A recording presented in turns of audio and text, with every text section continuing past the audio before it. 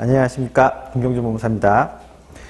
이번 시간에는 제7장 준비금의 자본금 전입이라는 무상증자에 관한 이야기를 해보려고 합니다. 교재는 이제 407페이지입니다. 지난 시간까지 이제 유상증자라고 해서 주식회사의 신주 발행 부분을 이야기를 했었습니다.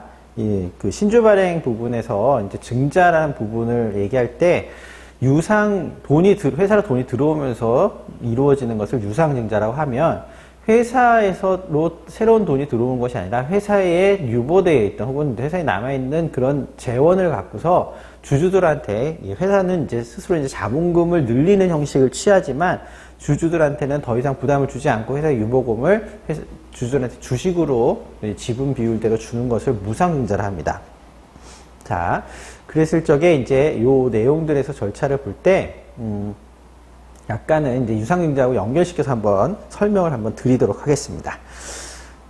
교재를 보시면 제1절 준비금의 자본 전입의 의미 절차라는 얘기가 나오죠. 그래서 준비금의 자본금 전입이란 준비금의 전부 또는 일부를 자본금으로 전입하여 자본금을 증가시키고 같은 금액을 준비금 계정에서 차감하는 것을 말한다고 되어 있습니다. 준비금의 자본금 전입으로 자본금을 증가하고 통상 그 증가하는 자본금액을 액면가, 일주의 금액으로 나눈 수에 해당하는 신주가 발행된다. 이렇게 되어 있습니다. 준비금을 자본금으로 전입하는 경우에 발행하는 신주에 대해서 기존 주주들은 별도의 납입을 하지 않고 그가 가진 주식수에 비례하여 신주를 취득하기 때문에 이를 무상증자라고 하고 이렇게 발행된 주식을 무상주식이라고 합니다. 약간 좀 추상적이죠. 자, 그러면 우리가 제일 설명하기 쉬운 부분으로 말씀을 드릴게요. 약간은 회계적인 부분일 수 있는데,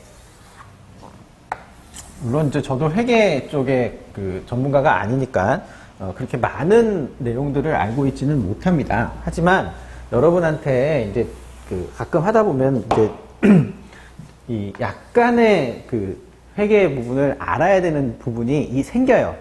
물론 이제 이 전체 과정에서 이게 점점 연차가 쌓이면서 알게 되는 부분이긴 한데, 지난 시간까지 했던 유상증자까지만이라도 잘 한다면은 연차로만 3년차 정도까지를 커버한다고 생각을 하시면 됩니다. 그렇지만 이 준비금의 자본금 전입을 개념적으로라도 한번 이해를 해보시는 것이 여러분들 나중에 업무하시는 데 도움이 되기 때문에 말씀드리려고 여기 과정에 포함을 시켰습니다. 회사에 이제 대차대조표라고 합니다.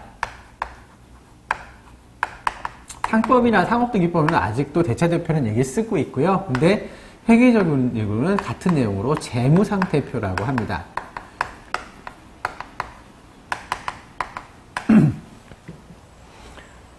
갑자기 회계 얘기를 하니까 좀 당황스러우실 텐데요.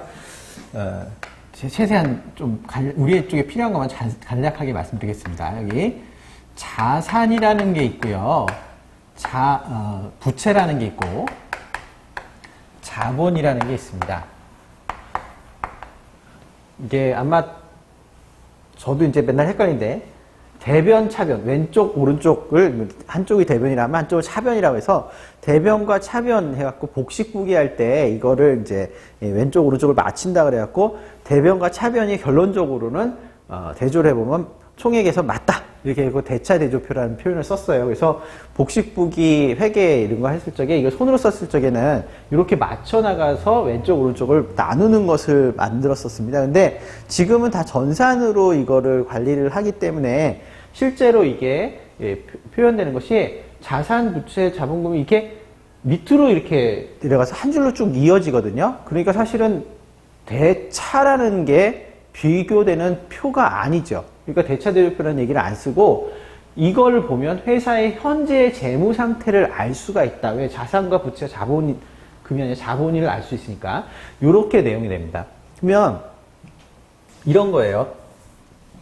회사의 자산이 만약에 현금 1억이다. 그러면 이 현금 1억은 회사에서 지금 갖고 있는 재산입니다. 이 자산인 재산이라고 생각하시면 돼요. 부동산도 있을 수 있고 여러 가지 있고 남한테 받을 돈, 채권도 있을 수 있죠. 그런데 그 중에서 현금 1억이 있었어요. 근데 현금 1억이 만약에 여기 부채는 5천만 원이다. 이렇게 된다면 왼쪽과 오른쪽의 합계가 맞으려면 자본은 5천만 원이 돼야 돼요.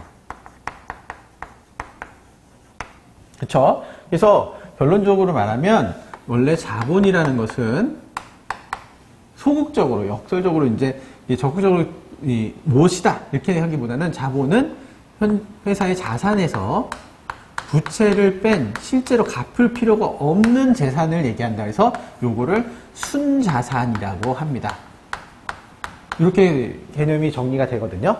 자, 그런데 이 중에서 이 자본이라는 것을 놓고 보면은 여기에 하위 항목들이 자본의 하위 항목이 자본은 순자산이어서 자산에서 부채를 뺀 건데 자본을 하위 항목을 보면 고정적으로 잡혀 있어야 되는 게 자본금이에요. 이 자본금은 회사의 등기부에 올라가 있는 자본금, 액면 자본가라고 생각하시면 됩니다. 이 자본금이 1,000만 원이에요. 이런 회사라고 하면은 플러스 알파가 있죠? 얼마입니까? 4천만 원. 이게 뭐냐는 거죠. 그죠? 자본금은 1,000만 원인데 4천만 원이 더 있어요. 그러면 이게 두 가지로 나눌 수 있어요. 첫 번째는 이 장사를 잘해서 이익 잉여금이 남을 수 있습니다. 그죠? 근데 두 번째는 뭐냐면 우리가 신주 발행을 할 때 일주의 액면가, 유상증자 할 때요. 일주의 액면가가 5,000원짜리인 회사가 주식을 넘겨줄 때 새로 들어온 주주들한테 5,000원씩 줄 수도 있지만 5,000원보다 비싸게 준다. 10,000원씩 쳐서 발행을 했다. 그랬을 적에 돈은 만약에 1,000주를 발행했다. 5,000원에 1,000주를 발행하면은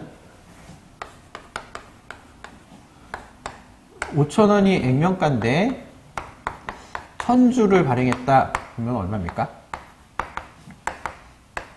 500만 원이죠. 이게 액면가라고 하면은 그러면 이게 증가 자본금이에요. 근데 이거를 10,000원씩에 발행을 했단 말이에요. 이게 뭡니까? 발행가예요. 주당 발행가. 그러면은 돈은 얼마 들어왔죠? 1,000만 원이 들어왔습니다. 그쵸? 그러면 이게 뭐예요? 납입금이에요. 유상증시 납입금이에요. 그러니까 1,000만 원짜리 잔액증명서나 죽음날의 보관증명서를 갖고서 등기를 하면서 자본금은 5천만 원만 늘렸단 말이에요. 그럼 나머지 차액에 빼보면 500만 원 어디 갔냐 이거예요. 그죠? 요거를 그때 주식 발행 초과금이라는 얘기를 했습니다.